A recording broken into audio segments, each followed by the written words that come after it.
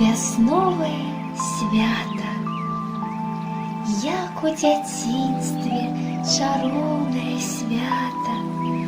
Маму віншуе з кветкамі тата, нібы фламастер промінь яскравы піша на вокнах нашыя мары.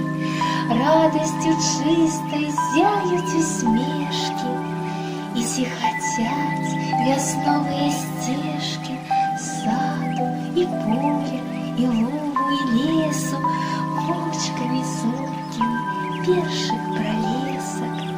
І акружае гоман музычны жаворонкаў ластавак, певчих сінічак, песня льецца, надзею вясня.